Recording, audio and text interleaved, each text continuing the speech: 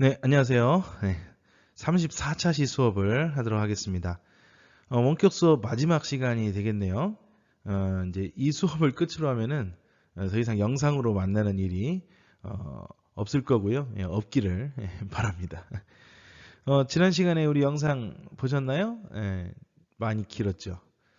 저도 이제 편집을 해보고 나서 조금 깜짝 놀랐습니다. 45분씩이나 될 줄은 진짜 몰랐거든요. 뭐 지금까지 이런 적이 없었는데 어, 작년부터 저희가 이제 원격 수업 해봤잖아요. 예, 작년부터 제가 녹화를 좀 해보긴 했습니다만은 좀 오랜만에 원격 수업을 좀 해서 그런지 좀 녹화를 오랜만에 하다 보니까 좀 감도 좀 떨어지고 또 할 얘기가 되게 많았었는가 봐요. 그래서 어떻게 하다 보니까 예, 길어지게 된 것 같습니다. 뭐 양이 많으면요, 뭐 여러 번 들으세요. 나눠서 나눠서 오늘 여기까지 들었으면 아우 고생했다 싶으면 내일 또 다음 거 들으시고 이렇게 나눠서라도 좀 들어보시기 바라겠습니다. 뭐 어차피 시험범이니까요. 들을 수밖에 없겠죠. 어, 지금 이걸로 듣기가 힘들면 선생님 유튜브에도 계속 올려져 있으니까 어, 찾아보셔서 나눠서 들어보시길 바라도록 하겠습니다. 그럼 바로 이제 수업을 시작하도록 하죠. 네, 오늘은 교과서 166쪽에 있는 항일 비밀결사와 국외 독립운동 기지건설이라는 단원을 학습하도록 하겠습니다. 여러분 지금 화면 왼쪽에 있는 사진, 두 명의 사진이 있는데요. 성명회 선언을 주도한 이상설과 유인석의 모습입니다. 예, 발음 똑바로 하세요. 내 이름 아니에요. 예, 석명회 아니고요. 성명회입니다. 이상설은 여러분들에게 그 헤이그 특사로 많이 유명하죠. 이상설은 1900년대 초반에 그 이제 보안회를 설립한 사람으로도 알려져 있습니다. 그래서 그 일본이 황무지 개방권 요구한 것도 저지한 단체잖아요, 보안회가. 이렇게 국내에서 활동을 하시다가 을사늑약 이후로 되면 이제 블라디보스토크로 넘어가시게 되거든요. 그래서 거기서 독립운동 하시는데 이제 집 재산을 다 팔아가지고 이제 학교도 세워요. 그래서 북간도에 이따가 좀 얘기를 할 학교이기도 한데 북간도 지역에다가 서전서숙이라는 학교도 세워서 인재를 좀 양성하고 또 간부들, 군인들, 돈인들도 육성하기도 하고 이제 그러시고 그다음에 이제 헤이크 특사로 1907년에 가셨다가 이제 그게 실패로 끝나게 되지 않습니까? 그러면서 유럽이나 뭐 미국 같은 곳을 이렇게 돌아다니시면서 그쪽 있는 한인 사회에다가 이 독립운동에 이제 씨앗을 뿌렸다라고도 평가를 받는 분이죠. 이제 그러다가 이제 1910년대 들어오시면은 연해주에서 본격적으로 독립운동을 하시게 되는데요. 이때 이 즈음에서는 이제 한일 병합이 좀 이렇게 이루어질 때거든요. 그러니까 일제의 국권 피탈이 매우 본격적이라기 좀 그렇고 아주 그냥 절정에 달하는 시기였는데 그때 이제 국내에 있는 의병이나 또는 이제 국외 만주나 연해주 지역에 있는 여러 의병들을 규합을 해서 이제 의병들을 하나로 이제 모으는 일을 하시거든요. 그래서 13도의군이라고 하는 부대를 이제 편성을 하세요. 이때 이제 그 유인석이라는 분, 지금 옆에 사진에 있으시죠? 유인석이라는 분을 이제 총대장으로 삼아서 이제 13도의군을 이제 편성을 하고 이제 일본과 이제 전쟁을 이제 벌일 준비를 하는데 강제 병합이 좀 빠르게 진행이 되면서 이제 그 병합 속도를 좀 놓치기 위해서 만드신 단체가 이제 성명회라는 단체입니다. 그래서 이때 이 성명회를 통해서 이제 강제 병합 반대 투쟁도 하시고 의견서도 내시고 이러면서 이제 국제사회에 어, 강제 병합하는 것을 규탄하는 내용의 이런 활동들을 좀 하셨는데 이분들이 이제 활동하던 곳이 이제 연해주 지역이었으니까 이제 러시아잖아요. 일본이 이제 러시아에게 좀 압력을 가하는 거예요. 이제 요구를 강하게 하는 거죠. 이들을 좀 어떻게 해라. 그래서 이제 이 요구에 굴복한 러시아에 의해서 결국 이제 연해주에서 체포가 되고 구금되기도 합니다. 그래서 결국 13도의군도 이제 해산이 되고요. 어, 성명회도 해산이 되죠. 이제 그 이후로 이제 출소한 이후에는 연해주에서 독립운동을 많이 하시는데 뭐 특히 이제 연해주 한인 사회를 좀 주도하시면서 거기서 뭐 권업회라든지 그다음에 뭐 대한광복군 정부라든지 이런 단체들을 설립하고 운영하는 일을 하시죠. 주로 지금 제가 이상설님에 대한 이야기를 계속 쭉 하고 있는데요. 이것은 이제 전형적인 1910년대의 해외 독립운동, 이제 그런 모습을 보여주고 있기 때문에 그렇습니다. 이제 이 밖에 또 이제 알아야 할 1910년대의 우리 한국인들의 독립투쟁에는 어떤 것들이 있는지 오늘 구체적으로 알아보도록 하겠습니다. 네, 학습 목표 같이 읽어보도록 하겠습니다. 1910년대 전개된 민족운동의 방향을 이해한다. 다음 두 번째, 1910년대 국내외에서 전개된 항일 민족운동의 주요 내용을 말할 수 있다. 이 두 가지 학습 목표입니다. 이제 항일 비밀결사 그리고 국외 독립운동 기지 건설이라는 단어명을 갖고 있는데요. 말 그대로 1910년대 우리 민족운동의 방향은 이 제목처럼 갑니다. 이제 국내에서는 이제 비밀결사가 이루어지고 해외에서는 독립운동 기지가 건설이 되는데 1910년대에는 이제 의병 계열이든 그다음에 애국개몽운동 계열이든 할 것 없이 모두 이 독립전쟁론을 지지했다는 것이 특징이라고 볼 수 있어요.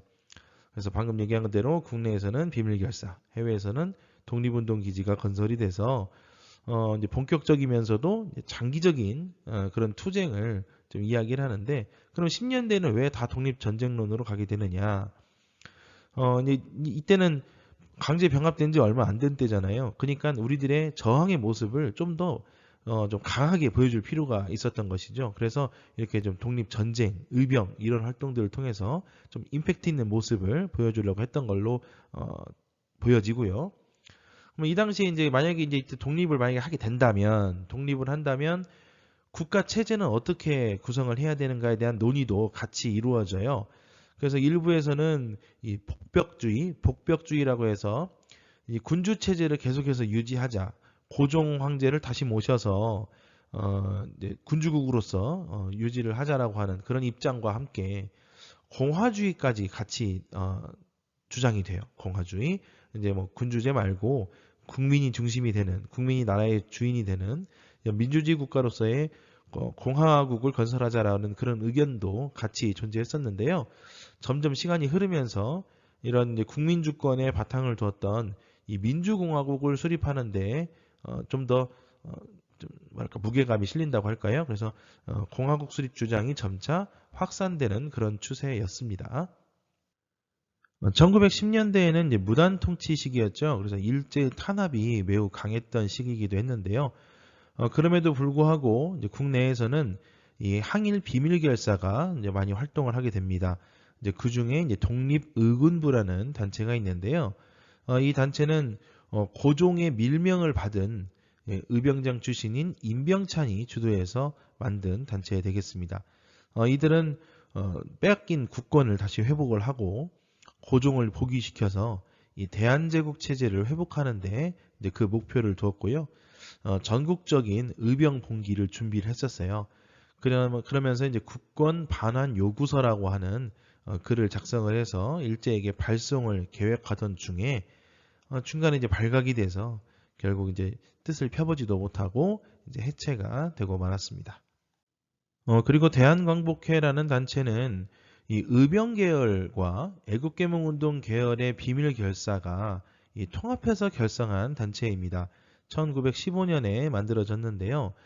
이들은 국권 회복은 물론이고 좀 아까 얘기했던 독립의군부하고 좀 다른 점은 이들은 민주공화국을 수립하려고 했다는 것이 이제 특징이 되겠습니다. 이들 조직은 이 군대식으로 조직을 했어요. 박상진을 총사령으로 해가지고 이제 국내의 각지 그리고 만주에 이제 지부를 설치를 해서 이 독립군을 많이 양성을 하려고 노력했고, 특히나 이제 이런 부대를 운영을 하려면 돈이 필요하니까 이제 군자금 마련 이런 것들이 좀 이루어지곤 하는데, 이제 군자금을 마련하던 중에 일제에게 발각이 돼서 결국은 해체가 되고 맙니다. 그리고 이제 의병장인 최응원이 지휘한 의병부대는 이 서북지방에서 계속 활동을 하게 되는데 1915년까지 계속해서 활약을 했던 걸로 알려져 있습니다. 이렇듯 국내에서는 일제 탄압이 분명히 있기 때문에 비밀리에 움직일 수밖에 없겠죠. 그래서 드러내놓고 할 수가 없어서 비밀리에 운영을 하다가 중간에 이렇게 발각이 되면 이렇게 해체되고 실패로 끝나는 이제 그런 양상을 보이는데, 근데 그렇기 때문에 국내에서는 활동하기가 좀 어려워서 해외로 나가서 활동하는 사람들도 많았습니다. 특히 이제 그 우리나라와 가까운, 한반도 가까운 이 만주나 연해주 지역에서 독립운동 기지가 건설이 되는데요. 이들의 목표는 한인들이 많이 모여서 사는 집단촌을 건설을 해서 보다 장기적인 독립전쟁의 기반을 마련하겠다. 이것이 이제 목표로 볼 수 있겠습니다. 지금 화면에 이제 지도가 있는데요. 교과서에도 있는 지도입니다. 그래서 뭐 여러 단체들과 함께 학교가 설립된 모습들을 좀 볼 수 있는데요. 뭐 학교라 함은 물론 근대식 교육을 이루기도 하겠지만 이제 주로는 이제 그들은 이제 한인 사회 속에서 인재를 양성을 하거나 이제 또는 뭐랄까 이제 무장 투쟁을 위한 이제 간부를 육성하고 이제 군인들을 육성하는 것이죠. 이제 그것에 가장 큰 목표가 있다고 볼 수 있습니다. 그래서 이제 삼원보 같은 곳에서 이제 신안민촌, 그다음에 이제 용정 지역에서 이제 명동촌, 그다음에 이제 밀산부의 이제 한흥동, 그리고 블라디보스토크의 신안촌, 이런 이제 한인촌이 만들어지고 그것을 중심으로 해서 여러 단체들이 만들어지게 되는데요. 이제 본격적으로 이제 표를 보면서 이야기를 하도록 하죠. 이제 지역적으로는 이제 뭐 북간도, 서간도, 남만주라고도 하고요. 서간도, 그다음에 연해주 이렇게 세 지역으로 이제 볼 수가 있겠는데, 이들 지역에서 각각 세웠던 여러 기지들, 그다음에 한인들의 자치단체, 그리고 이제 학교, 그다음에 독립운동 단체 이렇게 표를 좀 구성을 해봤습니다. 그러면 한 지역씩 하나씩 보죠. 이제 북간도 지역은 예전부터 우리 동포들이 많이 이주했던 지역이에요. 이제 가깝기도 하고 그러면서 이제 수많은 한인촌들이 많이 건설이 됩니다. 이 지역에. 그래서 이제 많은 애국지사들이 이제 독립운동 기지를 세우게 되는데 뭐 간민회나 그다음에 뭐 대한국민회 같은 자치단체를 만들어서 한인들을 좀 이제 뭐 지도하기도 하고 이제 보호하기도 하는 이런 일들을 했고요. 그러면서 이제 서전서숙 아까 처음에 얘기했었죠. 이상설 씨가 만든 학교고요. 그다음에 명동학교 용정 지역에 생긴 학교인데요. 이 명동학교는 이제 누가 나온 학교로 유명하냐면 여러분이 잘 아는 시인 윤동주 씨가 여기 명동학교 출신입니다. 그러다가 이제 연희전문대학, 지금 연세대학교죠. 연희전문대학으로 이렇게 와서 공부를 했던 명동학교가 이렇게 북한도 지역에 생기기도 하고요. 그다음에 독립운동 단체로서는 이제 대종교가 이제 중심이 돼서 만든 이 중광단이라는 단체가 있고요. 여기에 이제 북로군정서라는 부대가 편성이 됩니다. 이 북로군정서는 김좌진 장군이 여기에서 속해 있다가 1920년대에 청산리 대첩을 일으키는데 이제 주로 활약을 하게 되죠. 남만주 지역인데요. 서간도라고도 하는 곳인데 여기에서는 이제 신민회가 독립운동 기지를 좀 건설했었어요. 그래서 전에 수업 시간에 얘기한 바 있을 텐데 그 이회영 씨 집안 형제들, 구형제, 이 형제들과 그다음에 이제 이상용 씨가 이제 주도가 돼서 이 지역에다가 이제 삼원보 지역에다가 한인촌을 건설을 했고요. 처음에 이제 경학사라는 이제 단체를 만들어서 활동하시다가 이제 부민단을 거쳐서 한족회라는 이름으로 이렇게 자치단체가 변화하게 됩니다. 특히 이제 이 지역에는 이제 인재를 육성하기 위해서 신흥 강습소라는 학교를 만들었어요. 나중에는 이 학교가 독립군을 육성하는 신흥 무관학교로 명칭을 바꾸게 되고 많이 활약을 하게 됩니다. 그러면서 이제 서로군정서라는 독립운동 단체, 독립군이 만들어지게 되죠. 그 다음에 이제 연해주로 봅시다. 연해주. 연해주는 러시아 땅이 됐죠. 베이징 조약 이후로 러시아한테 이 지역이 넘어갔는데 그러면서 우리 민족들이 이 지역으로 많이 건너가서 사셔요. 그래서 해외 항일 의병의 중심지라고도 불립니다.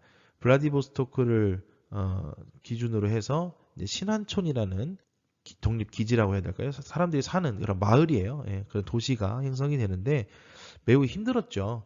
척박한 땅이거든요. 이 지역이 날씨도 춥고 그래서 처음에 이제 한인촌이라고 만들었다가 그 지역이 좀 발전을 하니까 이 러시아 사람들이 한국인들을 쫓아내고 그 지역을 다시 빼앗아요. 자기들이 이제 쓰겠다는 거지. 그러면서 다시 이 한인들이 다른 곳으로 이주를 해가지고 또 마을을 형성하는데 그게 이제 신안촌이에요. 그래서 신안촌을 중심으로 굉장히 크게 이제 발전을 하게 됩니다. 그래서 이 지역에 이제 권업회나 대한국민의회 같은 단체들이 만들어지고요. 한민학교라는 학교를 통해서 인재가 육성이 되고 또 처음에 우리가 봤던 이상설, 그다음에 이동휘를 중심으로 한 대한광복군 정부가 이 지역에서 만들어지기도 합니다. 그런데 이 연해주 지역에서는 아무래도 이 지역이 러시아 땅이잖아요. 근데 이제 러일 전쟁이 끝나고 일본한테 러시아가 졌어요. 이제 그 이후에 이제 일본의 이제 뭐랄까 영향력이 세진다고 해야 될까요? 그래서 이제 일본이 러시아에게 압력을 많이 행사합니다. 러시아에 의해서 좀 우리 독립운동 단체가 좀 탄압을 당하기도 하고 이제 그런 좀 힘든 일들도 있었다고 합니다. 이렇게 만주나 연해주 지역에서 생긴 여러 이제 독립운동 기지를 좀 간단히 봤는데 이들은 이제 그 자치단체가 한인 동포 사회를 이끌어가는 이른바 이제 자치 정부로서의 역할을 주로 했었어요. 그래서 이제 그 지역에 살고 있는 우리 한인 동포들의 권익을 보호하기 위해서 많은 노력을 했고 더 나아가서는 1920년대에 있었던 무장 독립 전쟁의 토대가 마련이 된다는데 그 의의가 있다고 볼 수 있겠습니다. 특히나 이제 연해주 지역은 뭐 다른 지역도 마찬가지겠지만 연해주 지역은 아까 방금 얘기했지만 러시아 땅이었고 또 이 지역에 살고 있는 우리 한인들이 매우 힘든 삶을 살았다고 했잖아요. 이때 이 연해주 지역에 살고 있던 한인들의 좀 정신적이면서도 실질적인 대부 역할을 했던 사람이 독립운동가 최재형 씨입니다. 이 사람은 러시아 국적도 가지고 있어요. 그래서 러시아 이름으로는 최표터르 세메노비치라는 이름을 가지고 있고요. 별명으로는 페치카라는 별명을 가지고 있어요. 그래서 페치카 최라고 불리기도 하는데 페치카는 우리말로 번역하면 난로란 뜻이에요. 난로. 이렇게 벽에 난로 같이 이렇게 따뜻한. 그래서 우리 한인들에게는 매우 따뜻하면 이 난로와 같은 역할을 하셨다 그래서 페치카라는 별명도 가지고 계십니다. 이분은 원래 이제 그 좀 조선에서는 좀 신분이 낮은 뭐 노비라고 해야 될까요? 아무튼 매우 빈민의 자식으로 태어났어요. 근데 이분이 러시아 지역 하바롭스크 지역으로 좀 이렇게 건너가셨다가 그 지역에서 러시아 상인들을 만나거든요. 그러니까 뱃사람들 배를 끌고 다니면서 장사를 하는 상인들을 만나는데 이 선장의 눈에 띄어가지고 그 배에서 일도 하고요. 그 선장의 양자로 들어가서 이렇게 살면서 돈도 많이 벌어요. 재산도 많이 받고 그래서 그 돈을 많이 벌고 이제 그 돈을 기반으로 해서 이 연해주 지역에 살고 있는 우리 한인들을 좀 많이 지원을 했고요. 또는 재산이 많으니까 이제 그 지역 내에서 영향력이 좀 있을 거잖아요. 그래서 그 지역에 있는 그 지방 정부의 정치인들이나 이런 사람들한테 좀 자신의 영향력을 많이 행사해서 한인들을 여기 잘 정착할 수 있게끔 노력을 하셨던 그런 분으로 알려져 있습니다. 그렇게 이제 만주나 연해주 같은 곳뿐만 아니라 이제 중국 관내에서도 독립운동이 많이 이제 전개가 됩니다. 대표적으로 뭐 베이징이나 상하이나 이런 지역이거든요. 여기서는 이제 아무래도 국내하고 거리가 좀 멀고 그러다 보니까 이 직접적인 무장 투쟁은 좀 어려워요. 하지만 이제 중국이나 또는 이제 미국 정부를 상대로 해서 여러 외교 활동을 할 수도 있고 또 이제 군자금을 모금을 해서 전달하는 이런 역할들을 좀 수행을 했었습니다. 그러면 이제 중국에서는 어떤 활동들이 있었냐면 이 상하이에서는 이 신기유식 씨를 중심으로 한 이제 동제사라는 단체가 만들어지게 되고요. 이들은 이제 중국 내에서 이제 그 혁명 세력 여기에서 이제 혁명 세력은 이제 신해 혁명 일으켰던 그런 세력이겠죠. 그래서 신해 혁명 세력과 이제 교류를 하게 되고 또 이제 독립운동 우리가 하는 거에 대한 이 지지를 획득하기 위한 노력들을 많이 했고요. 1918년에는 신한 청년당이 이제 만들어지는데 여운영 씨하고 김규식 씨가 중심이 돼서 만들어진 단체예요. 그래서 이 단체는 나중에 이제 우리 국내에는 3.1운동에 영향을 많이 이제 주게 됩니다. 특히나 이제 도쿄 지역에 있었던 28 독립선언 하는데도 영향을 주게 되고요. 나중에는 대한민국 민주정부 수립하는데 이 신한청년당의 핵심 인물들이 많이 참여해서 민주정부의 기반을 조성했다는 그런 평가를 갖고 있습니다. 미주 지역에서는 기억나세요? 그 스티븐스 저격을 했던 이 장인환, 전명훈 이 둘의 의거 활동을 이제 계기로 해서 외국에 있지만 이 뭐랄까 이제 민족의식이라고 해야 될까요? 애국심이라 해야 될까요? 이런 것들이 막 크게 고조되면서 이 한인 단체를 이제 통합하려고 하는 이 대한인 국민회라는 단체가 미주 지역에서 만들어지게 됩니다. 안창호 씨가 이제 여기를 주도해서 이제 주로 만드는데 아래쪽에 지금 1번 사진이죠. 1번 사진 안창호와 대한인 국민의 간부들 해가지고 이렇게 찍은 사진이 있는데 굉장히 젠틀하죠. 예, 좀 세련되고 이런 모습들을 많이 유지하려고 했다고 그래요. 왜냐하면 외국 사람들한테 보일 때 우리 한국 독립운동 하는 사람들이 좀 꾀죄죄하고 좀 뭐랄까 좀 볼품없는 그런 모습 보여주기 싫었다고 해요. 그래서 안창호 선생은 아무리 살기 힘들어도 저렇게 양복을 꼭 입고 활동을 꼭 하셨다고 합니다. 이 대한인국민회는 민주공화국 수립을 주장하면서 우리 동포사회의 권익을 많이 보호했고요. 여기서 이제 군자금을 많이 만들어요. 그래서 만주나 연해주에다가 이제 지부도 설치해서 이제 거기 있는 사람들한테 돈을 전달하는 이제 그런 역할을 했었다고 합니다. 그리고 이제 하와이의 박용만이 중심이 된 대조선 국민군단. 2번 사진이죠. 2번 사진은 이제 박용만 씨고요. 그다음에 이제 멕시코에도 우리 한인들이 많이 건너갔어요.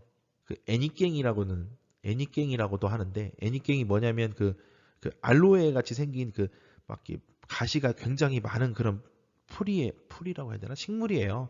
알로에 같은 건데 그게 이제 멕시코 같은 더운 지역에서 많이 자라거든요. 그러면 그런 것들 이제 채취를 하는 그런 이제 노동력으로서 처음에 우리나라에서 멕시코 지역으로 많이 건너갑니다. 근데 거의 뭐 노예처럼 살았다고 해요.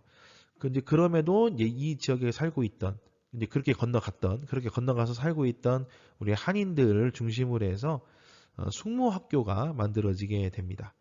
그래서 독립군 무관을 양성하는 그런 활동들을 했었다고 해요. 그래서 3번 사진에 있는 분이 이 숙모학교를 건립하는 사람 중에 하나였던 이근영 씨라는 분입니다. 자, 이렇게 지금까지 우리가 이제 그 해외에다가 독립운동 기지를 건설한 이야기를 계속 했는데요. 이것은 도대체 우리 민족 독립운동에 어떤 의의를 주느냐라고 하는 건데, 뭐 아까도 설명했었지만은 해외에서 살고 있는 우리 국민들, 우리 민족을 보호하려고 하는 한인 사회를 건설해서 보호하려고 했을 뿐만 아니라 외교적인 역할도 주로 했다는 거예요. 그래서 그 지역에 있으면서 해외 그 나라 사람들한테 이 좋은 인식을 많이 끼쳐주고 그러면서 우리 한인들은 이렇게 좋은 사람들인데 일제 침략을 받아서 지금 막상 우리 한반도, 우리 한국은 이게 지배를 당하고 있다. 우리의 독립을 지지해달라. 이런 것들을 요구하는 외교적인 활동도 했었다는데 그 의의가 있어요. 그리고 나중에 이제 이들이 주도한 이제 독립 전쟁. 그래서 1920년대에 들어가면 본격적인 항일 독립 전쟁을 일으키는데 그 기반이 되었다. 이런 해외 독립운동 기지가 그런 역할을 했다라는데 그 의의가 있다고 볼 수가 있겠죠. 네, 오늘은 좀 짧았죠? 네. 그동안에 지금 두 차시가 너무 길어가지고 오늘은 좀 짧게 하게 됐습니다. 다음 시간에는 3.1운동의 전개와 그 이제 본격적인 우리 3.1운동에 대한 이야기를 다음 시간에 이제 하게 될 것 같고요. 이 수업은 만나서 할 겁니다. 이제 원격 수업이 아니고 직접 학교에서 만나서 하는 그런 수업으로 진행을 하도록 하겠습니다. 남은 원격 수업 기간 며칠 안 남았는데 주말까지 껴서 며칠 안 남았는데 그 기간 동안에 건강하게 잘 지내시다가 우리는 11월 22일 월요일 날 다시 만나도록 하겠습니다. 그때까지 여러분 모두 안녕히 계세요.